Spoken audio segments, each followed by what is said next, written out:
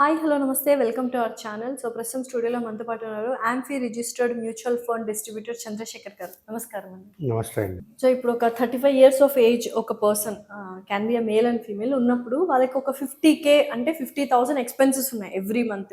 అలాంటి వాళ్ళు 60 years of age వచ్చినప్పుడు ఎటువంటి రిటైర్మెంట్ ప్లాన్ అనేది వాళ్ళు ముందుగానే తీసుకోవాలి? మంచి క్వశ్చన్ అండి. మేడం ఇవాళ రిటైర్మెంట్ ఎవరైతే 30, 35 ఇయర్స్, 40 ఇయర్స్ ఏజ్‌లో ఉన్నారో ముగ్గురిది సినారియోస్ చూద్దాం మేడం. వాళ్ళకి 60 ఇయర్స్ వచ్చినప్పటికి ఒక 50K ఎక్స్‌పెన్సెస్ డబ్బులు కావాలండి. సో వాళ్ళు ఒకవేళ ఈరోజు ప్లాన్ చేసుకుంటే ఎంత కార్పస్ క్రియేట్ చేయాలి, ఎంత ఎస్ఐపి అనేది చేయాలనేది మాట్లాడుకుందాం. మనం ఇప్పుడు ఇక్కడ ఏంటంటే మేడం, మనం తీసుకుంటుంది ఏంటంటే 30 ఇయర్స్ కానీ, 35 ఇయర్స్ కానీ, 40 ఇయర్స్ కానీ రిటైర్మెంట్ ఏజ్ ఏమో 60 తీసుకుంటున్నాము. లైఫ్ ఎక్స్పెక్టెన్సీ ఏమో 80 ఇయర్స్ తీసుకుంటున్నాం. అంటే 20 ఇయర్స్ 80 ఇయర్స్ వరకు బతుకుతాము అనుకునే ఒక అంతే ప్లాన్, రైట్? సో 60 ఇయర్స్ వచ్చినప్పటికీ వాళ్ళకి 50,000 కావాలి.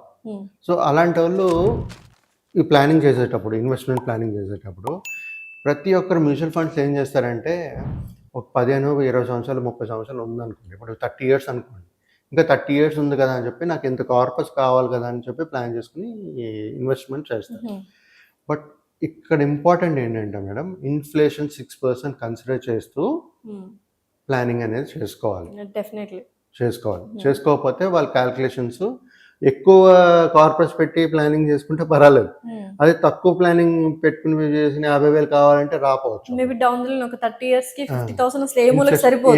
ఏమి కాదు. కరెక్ట్. సో ఆ విధంగా ఇవన్నీ థాట్లో పెట్టుకుని ఇన్ఫ్లేషన్ కూడా కన్సిడర్ చేస్తూ మనం ప్లానింగ్ చేసుకోవాలి.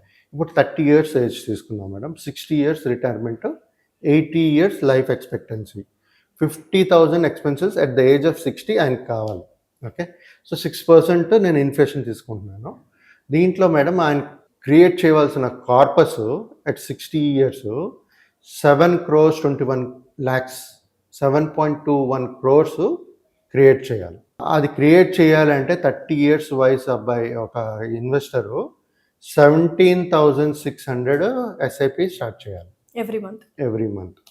Right, now will go to 35 years age.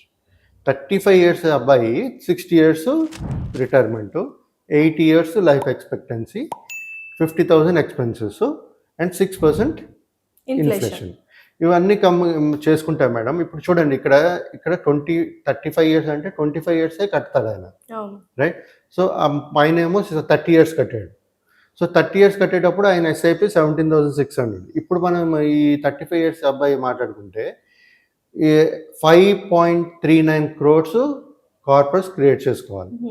Okay, 25 years టైంలో 5.39 crores కార్పస్ క్రియేట్ చేసుకోవాలంటే చేసుకుంటే 50,000 ఎక్స్పెన్సెస్ అనేది వస్తుంది. ప్లస్ ఎస్ఐపి అమౌంట్ ఎంత చేయాలంటే 24,300, 24,300 పర్ మంత్ చేయాలి. ఇప్పుడు coming to 40 years person, same 60 years retirement, 80 years expectancy, life expectancy, 50,000 expenses ఇది, 6% అగైన్ ఇన్ఫ్లేషన్. ఇప్పుడు తీసుకుంటే 4.03 crores కార్పస్ అనేది క్రియేట్ చేయాలి. ఇలాంటి కార్పస్ క్రియేట్ చేసేటప్పుడు వాళ్ళు ఎస్ఐపి వేయవలసిన అమౌంట్ 34,300.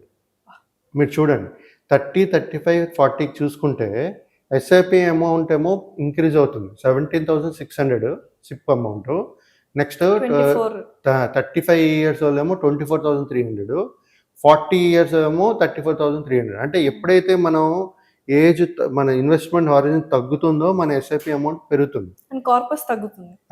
కార్పస్ చూడండి, 7 కోట్ల నుంచి 5.3 కార్పస్ తక్కువైంది, కానీ మరి ఈ సిప్ అమౌంట్ ఎంత కడుతున్నారు చూడండి, ఎక్కువైంది. సో అంటే దీంట్లో అర్థమైంది ఏంటంటే ఎర్లీ ఏజ్లో ఒకటి స్టార్ట్ చేయాలి.